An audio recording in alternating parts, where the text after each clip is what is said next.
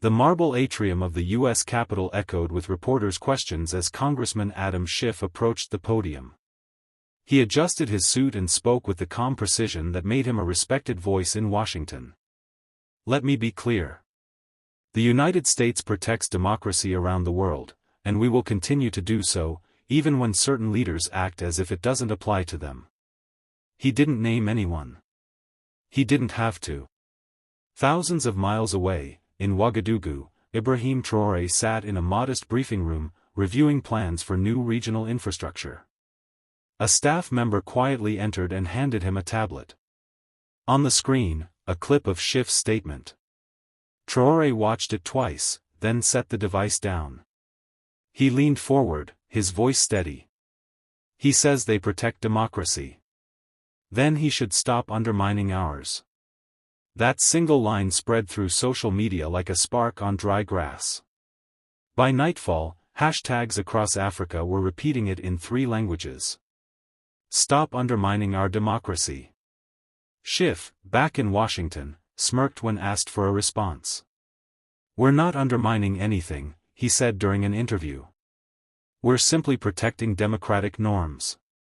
Some leaders should learn the difference. Traoré heard that too. Later that evening, standing in front of the old colonial governor's building, now a public library, he addressed a crowd of citizens. Democracy is not a gift you hand to others. It is a right earned and defended by the people who live it. We did not fight to replace one master with another. So if anyone truly wishes to protect democracy, they can start by stepping out of its way. The crowd didn't shout. They simply nodded, because the fight, once again, had already begun. Schiff didn't stay silent for long. The following morning, he went live on a major U.S. political show and doubled down on his remarks. You can't claim sovereignty while ignoring democratic standards. The international order exists for a reason, to keep unstable regimes in check. The host nodded earnestly, as if Schiff had just delivered a lesson rather than a threat. In Ouagadougou, the words reached Traoré while he was meeting with village leaders planning a new locally funded health clinic. One of the elders glanced at his phone, then turned to the president and asked calmly, "How can a man who's never stepped on our soil decide whether our democracy is real?" Traoré didn't answer immediately. Instead, he looked at the half-built bricks stacked around the courtyard, a clinic built by farmers, craftsmen, and volunteers. Finally he replied. He can't. And that's exactly why he's trying. Later that evening, Traoré issued a simple public statement. A democracy is not defined in a foreign capital. It is defined in every village where the people still decide their own future. The message spread across the continent. In Lagos, students wrote it on blackboards. In Accra, taxi drivers taped it inside their windshields. And in Bamako, activists projected it on the French embassy wall. Meanwhile, Schiff responded during another interview. Regional pride is understandable. But without guidance, pride can become a threat, both to its people and to the democratic world. Traoré read the transcript in silence. Then, to his advisors, he said only one sentence. They don't fear our failure, they fear our success. Pressure began to mount. Several US-aligned think tanks released reports warning that Burkina Faso was sliding into authoritarianism. Foreign aid agencies quietly suspended projects. Newspaper headlines framed Traoré's government as increasingly hostile to the democratic rules-based order. Schiff stood at the podium during a congressional hearing and delivered his strongest statement yet. If Mr. Traoré continues down this path, rejecting principles of the international democratic system, then we must consider every option to prevent a broader destabilization. The word option was not lost on anyone watching. Back in Ouagadougou, citizens gathered around radios and phones as Traoré appeared in front of the recently built village school. He stood under a hand-painted sign that read, "Our future is not a threat. They say they protect democracy," he said. But they fear democracy when it no longer answers to them. What they call destabilization is simply the people deciding for themselves. In the crowd, a young man raised his fist and shouted, "Then let them fear us." Traoré shook his head, lifting one hand. "No. Not fear. Let them recognize us.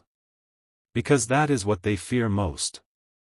That we no longer need their permission to exist. And no longer accept their definition of what a democracy should be." That night, across West Africa, people lit candles in their windows and posted a single sentence. "Recognize our democracy, stop undermining it." In Washington, Schiff watched the images and whispered under his breath, "They don't know what they're inviting."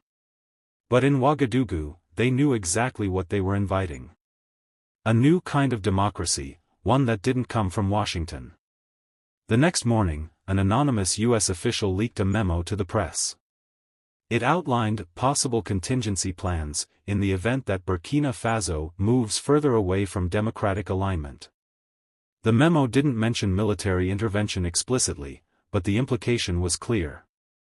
Headlines in Western media screamed, "Burkina Faso on watch list." In response, Traoré called an open-air meeting, not with diplomats or generals, but with farmers, teachers, students and village elders. They gathered in the courtyard of a newly built community hall made entirely of local materials. Traoré stood in the center and spoke plainly. "They place us on lists and call it protection. They threaten us and call it democracy. But democratic power does not belong to those who classify. It belongs to those who create." One student raised her hand and asked, "What if they come?" Traoré's voice didn't rise, but every word landed like stone. "Then they will discover what democracy looks like. Not in their books. But in the hands of a people who refuse to be ruled." That night, #RecognizeOurDemocracy reached trending status across the continent. Videos from Burkina Faso showed citizens building roads, clinics, and schools with their own hands, without foreign funding. Meanwhile, on U.S. television, Schiff was asked if the United States should reconsider its approach. He gave a familiar smile and said, "When children play with fire, it's our responsibility to take the matches away." In Ouagadougou, Traoré heard the comment and turned to his cabinet. He still thinks this is his house. Maybe it's time we remind him whose fire it is. As the pressure increased, the people responded, not with protests, but with construction. In the northern province of Yatenga, villagers transformed an abandoned colonial outpost into a regional training center for young engineers. In the east, a farmers' collective opened its own grain bank to prepare for any disruption in food supply. Every new structure carried the same message painted across its entrance. Built by the people, not by permission. Meanwhile, in Washington, Schiff escalated his rhetoric. During a televised address to a Foreign Affairs Committee, he declared, "Self-proclaimed sovereignty is not a license to dismantle the very order that protects the world. If Traoré continues undermining democratic norms, we must be prepared to defend democracy wherever it is threatened." The phrase, "defend democracy," echoed like the prelude to something far bigger than sanctions. In Ouagadougou, Traoré called an emergency meeting with regional allies. Leaders from Mali, Niger, and Ghana joined via secured channels. No speeches, just one topic. How to defend a democracy that others refuse to recognize. Afterward, standing before a small group of reporters, Traoré delivered a calm but direct response. "We are not dismantling democracy. We are removing the hands that have tried to control it. Those who claim to protect democracy should first stop trying to own it." Across Africa, the statement hit like a thunderclap. In Dakar, Accra, Kampala and Harare, crowds gathered and chanted a single phrase. "Stop owning our democracy."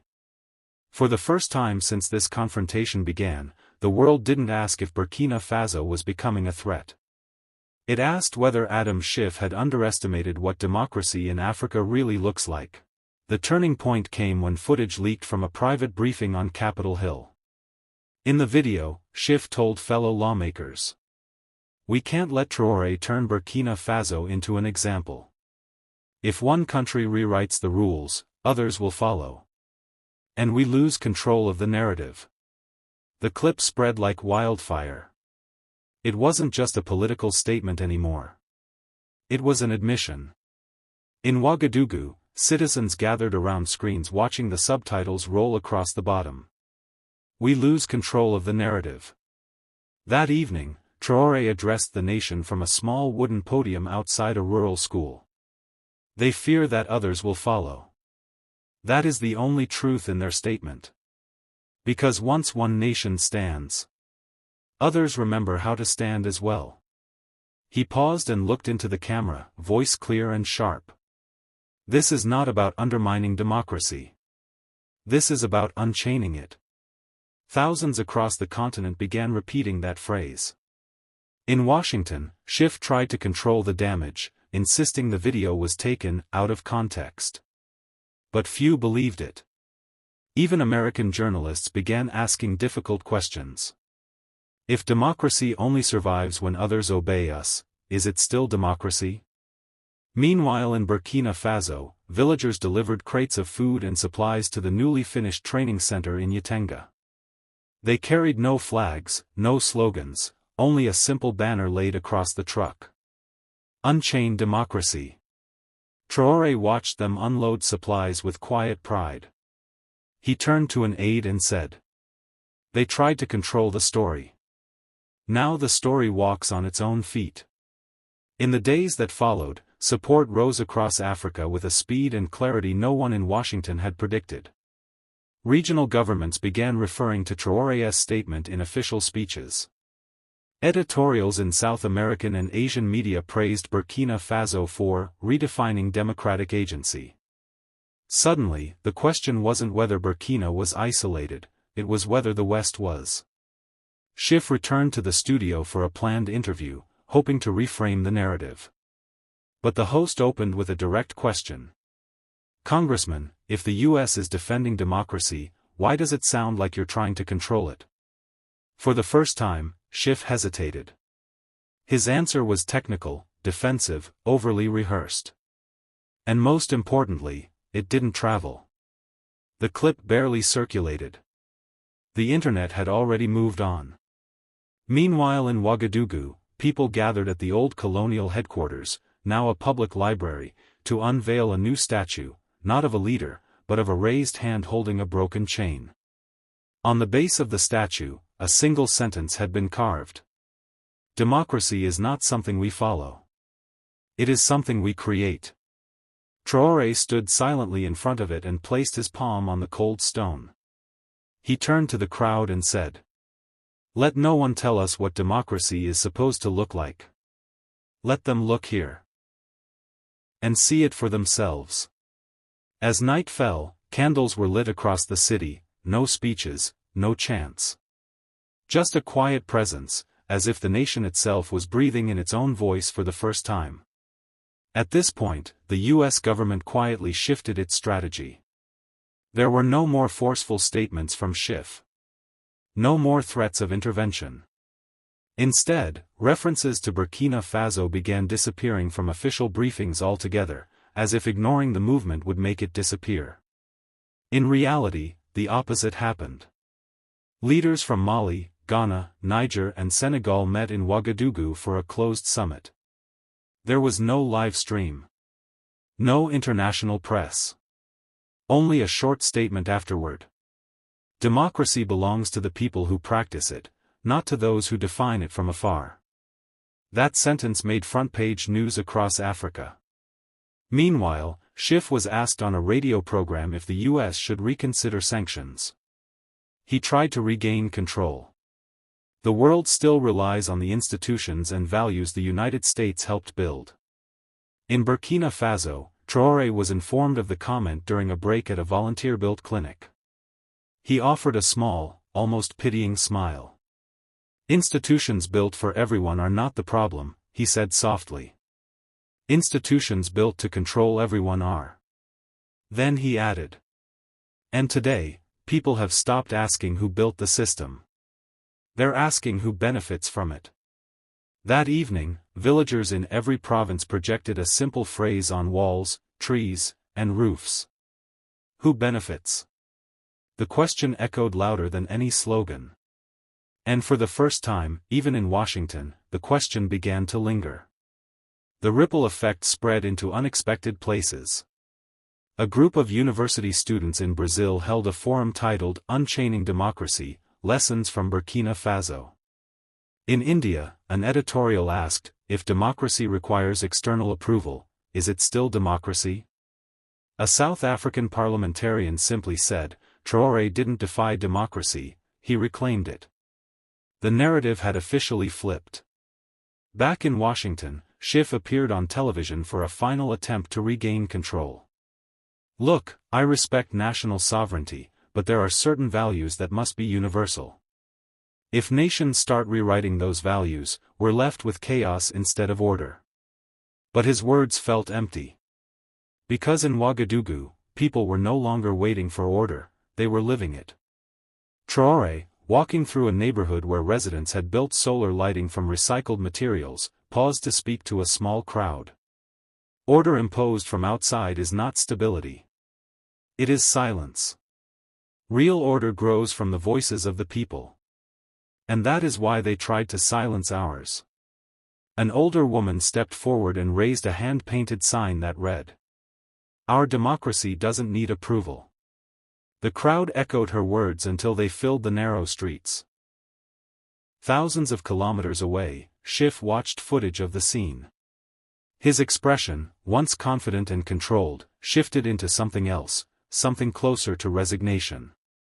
He muted the video. For the first time, he realized.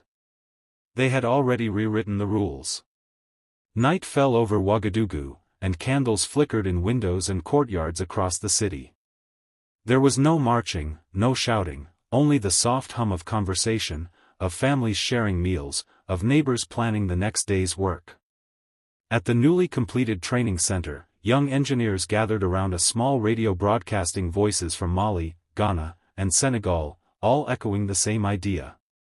Democracy does not require permission. Ibrahim Traoré stepped to a small balcony above the training center. No cameras. No flags. Just people looking up, waiting, not for orders, but for acknowledgement.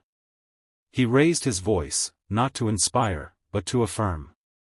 They said they were protecting democracy. But what they feared was our ability to protect our own.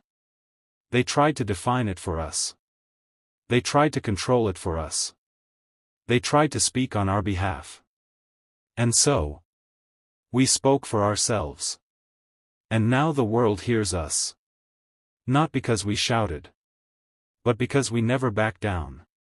He looked out across the calm night, at the faint glow of lanterns and solar lamps stretching toward the horizon. Let them keep speaking about protecting democracy. We will keep practicing it. And we will never again allow those who undermine our voice to pretend they defend it. The crowd raised their candles in silence. Across the world, the message traveled, not as a headline, not as a warning, but as proof. Democracy belongs to those who live it. Not to those who claim ownership of it. They claimed they were protecting democracy. They warned us, lectured us, and tried to control us. All in the name of something they said they owned. But democracy is not something you own. It is something you live. We didn't reject their protection out of anger. We rejected it because it was never protection at all. So let this be clear to every voice that still believes we need their permission. We spoke for ourselves. We stood for ourselves. And from this moment on, democracy in Africa will belong only to the people who live it. Not to the powers who underestimated it.